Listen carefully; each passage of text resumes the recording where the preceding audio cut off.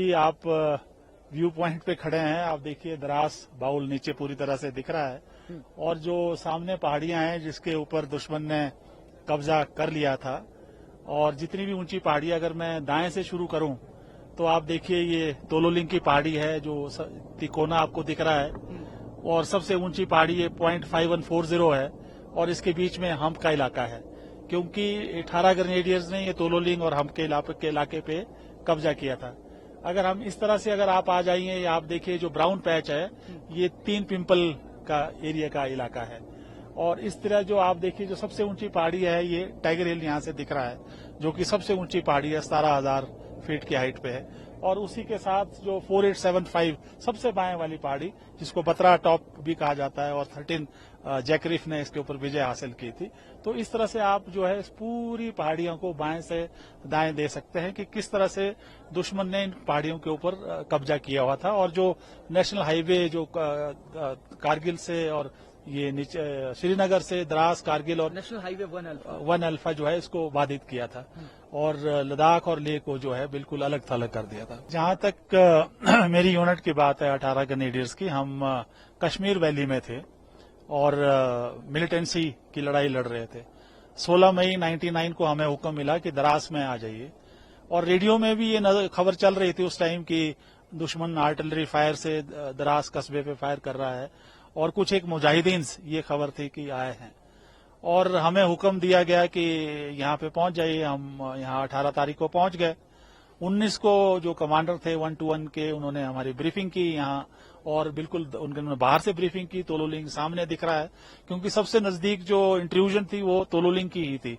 यहाँ से बिल्कुल रोड के साथ ही आप देखिए किस तरह से दिखता है, और यही बताया गया कि यहाँ पर 4 से 5 जो है मुजाहिदीन हैं, मिलिटेंट्स है। तो हम अभी तो आपको नहीं मालूम था कि ये नॉर्दर्न लाइट नहीं वो किसी को नहीं मालूम था। ये फिलहाल ये तो तोलोलिंग की लड़ाई, और जैसे जैसे लड़ाई आगे बढ़ी तब ये पता लगा कि किस तरह नॉर्दर्न लाइट इन्फेंट्री ने 150 स्क्वायर किलोमीटर पर इन्होंने कब्जा किया हुआ है, और इसी तरह तोलोलिंग पे भी कंपनी प्लस थी। लेकिन इसका पता मुझे आभास हो गया था शुरू में, तो मैं भी इसी में था कि 5-6 आतंकवादी हैं, उनको निपट लेंगे। हम तो वैली में थे, लेकिन जैसे जैसे स्पर के अलॉन्ग अप्रोचेस से हम बढ़े, मैंने देखा कि automatic fire, machine gun fire, उसका स्नाइपर, उसकी आर्टिलरी, और यहां तक कि उन्होंने Mi-17 का जो हेलीकॉप्टर था, आपने देखा आज उनकी पत्नी भी थी स्क्वाड्रन लीडर पुंडीर की, वो यहीं अपने 4 क्रू के साथ 28 को जो है वो स्टिंगर मिसाइल जो है उनके एयरक्राफ्ट पे लगा, यहीं शहीद हुआ। उससे पहले मैंने मेजर राजेश अधिकारी को नीचे भेजा हेलीकॉप्टर में, MMG मॉडिफाइड की, क्योंकि पथरीली जगह है, वो रिवर्स स्लोप में चला जाता है, उस ऊंचाई से हाई एल्टीट्यूड है, माइनस में टेम्परेचर है, बर्फ है, बारिश हो रही है, चढ़ाई है, और अटैकर और डिफेंडर का आप रेशो देखिए। यहाँ पे प्लेन में 1 और 3 का रेशो चाहिए, 1 डिफेंडर और 3 चाहिए उसको हटाने के लिए, और यहाँ तो 9:10 है। और अगर एक भी आदमी कैजुअलिटीज हो जाए, उसको 8 बंदे तो पीछे लाने के लिए चाहिए, और यहाँ कोई रास्ते नहीं है, कोई छुपाव नहीं है, घास का कोई तिनका नहीं है, और लॉजिस्टिक प्रॉब्लम आप देखिए कि दिन को आप आ ही नहीं सकते, हिल ही नहीं सकते, स्नाइपर राइफल उसका एक्यूरेट है।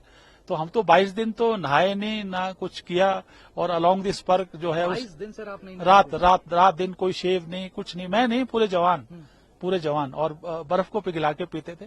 लेकिन हाँ, तोलोलिंग के बाद सारे वाइज हो गए कि नहीं, ये it is something more than the intrusion by the militants. उसके बाद अलग उत्साह आ गया था। उसके बाद नेचुरली, क्योंकि पूरी लड़ाई में एक टर्निंग पॉइंट हो गया, क्योंकि उस टाइम मीडिया का जमाना है, पूरा देशवासी देख रहे हैं, देश देख रहे हैं कि भाई इतना समय क्यों लग रहा है। लेकिन जब एक बार फतेह की टू राजरी फॉर 18 ग्रेनेडियर्स ने, तो सेना का मनोबल तो बढ़ा ही बढ़ा, देशवासियों का मनोबल भी बढ़ा, और पाकिस्तान ने समझा कि अब वो ज्यादा देर ऊपर पहाड़ियों पे रुकने वाले नहीं है।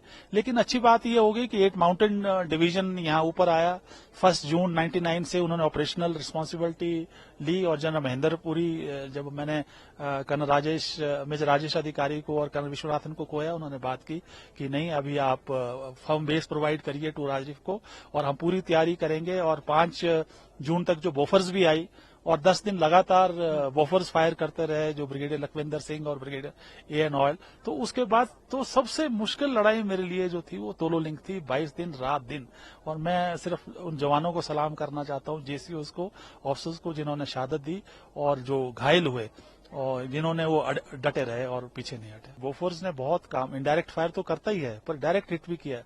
तोलोलिंग में मैंने बताया ना 10 दिन कंटिन्यूअसली डायरेक्ट फायर दराज से फायर करते रहे। मैं तो आपको टाइगर हिल के बताऊंगा, मेरे साथ जो आर्टिलरी के अफसर थे उस टाइम मेजर बेवली, और एक हालात ऐसी आ गई कि हमारा ऊपर टॉप पे रहना बहुत मुश्किल हो रहा था क्योंकि उसके काउंटर अटैक आ रहे थे।